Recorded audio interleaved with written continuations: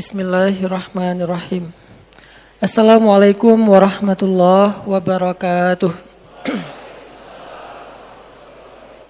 Allah Subhanahu wa taala berfirman, "Wa idza sa'alaka 'ibadi 'anni fa inni qarib. Ujibu da'watad da'i idza da'an." Wa idza sa'alaka 'ibadi 'anni. Kalau hambaku bertanya kepada engkau Muhammad tentang aku, inni qarib, sesungguhnya aku dekat.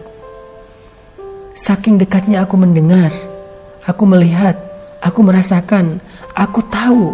Ujibu da'watad da'i idza da'ani. Aku pasti akan menjawab orang-orang yang memanggil aku. Ya Allah, aku jawab, labbaika ya abdi. Ada apa wahai hambaku? Ya Rabbi, ada apa wahai hambaku? Allahumma, ada apa wahai hambaku? Ya Ilahi, ada apa wahai hambaku? Ujib, aku selalu menjawab. Ujib itu fi'lul mudhari, present continuous tense. Artinya Allah gak pernah absen sama sekali untuk merespon panggilan hambanya. Kita panggil Allah dalam doa, ya Allah, Allahumma, ya Rabbi. Dan Allah selalu menjawab, selalu, gak pernah ketinggalan. Ketika kita katakan Allahumma, ada apa hambaku? Ya Rabbi, ada apa hambaku? Ya Allah, ada apa hambaku? Allah selalu menjawab, ujibu da'watad da'i idza da'an. Inilah keistimewaan dari doa kepada Allah. Kita kalau nelpon orang, kadang dijawab, kadang di reject, kadang dibiarin aja sehingga mati sendiri. Kita kalau WA orang, kadang di-read tapi nggak di-reply, nggak dibales. Kadang nggak di-read sama sekali, disengajain dibiarin aja. Kita nggak DM orang. Saya pernah nggak sengaja ngelihat ada DM yang masuk tahun 2015 di akun saya. Baru saya buka kemarin, Masya Allah, 2015 dia DM. Artinya nggak kebaca sama saya, karena saking banyaknya DM yang masuk di akun. Kita kadang-kadang nge-komen di akun orang lain, nggak di-reply sama pemilik akunnya. Kadang-kadang kita nge-tag nama seseorang dan dia nggak nge-repost kita. Kadang-kadang kita nge-broadcast sesuatu di grup dan gak ada yang respon. Itulah makhluk. Kita ketuk pintu rumahnya, belum tentu dibuka. Kita bel di depan gerbangnya, belum tentu dia membuka, memberi kita kesempatan untuk bertemu. Tapi Allah gak kayak gitu. Setiap kali kita menghubungi Allah, kita memanggil nama Allah, Allah ujib, pasti aku jawab. Ketika kita mengetuk pintu rahmat Allah, pasti dibuka. Ketika kita ngebel pintu maghfirah Allah, pasti diberikan. Ketika kita nge-DM Allah, pasti Allah akan membalas. Ketika kita nge-WA Allah, pasti Allah balas. Dalam analogi sosial media, gak mungkin cuman di-read, gak mungkin cuman masuk, gak mungkin cuman view, gak mungkin di-tag tapi gak di-repost, gak mungkin. Allah itu sangat merespon hambanya. Ujibu, aku jawab. Makanya hal yang perlu kita bangun ketika kita berdoa itu adalah ats-thiqah. Kita yakin dan percaya bahwa doa kita pasti dijawab oleh Allah Subhanahu wa taala. Itu hal yang paling penting.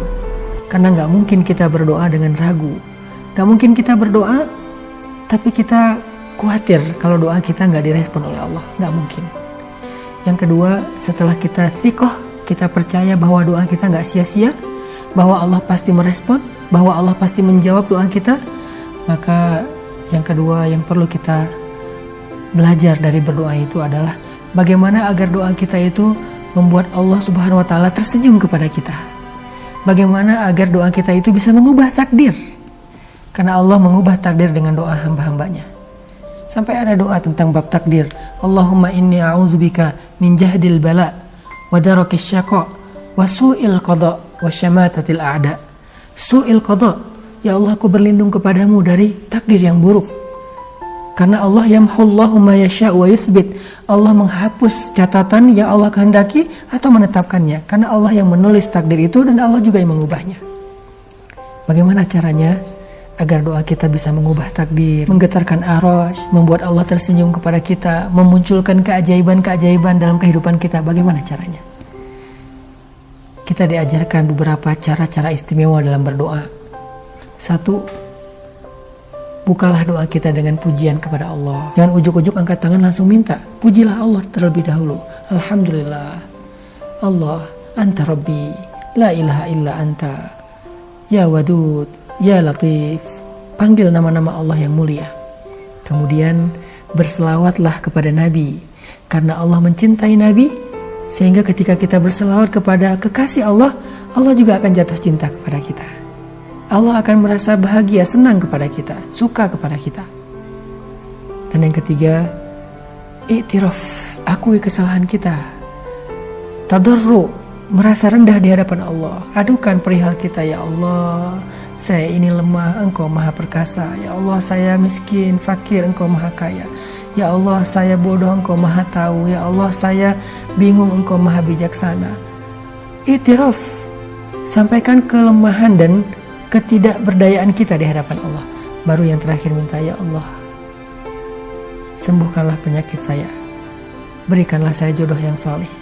Berikanlah saya rezeki yang berkah. Berikanlah saya pekerjaan yang baik. Berikanlah saya keluarga yang sakinah, mawaddah, warahmah. Baru berdoa kepada Allah.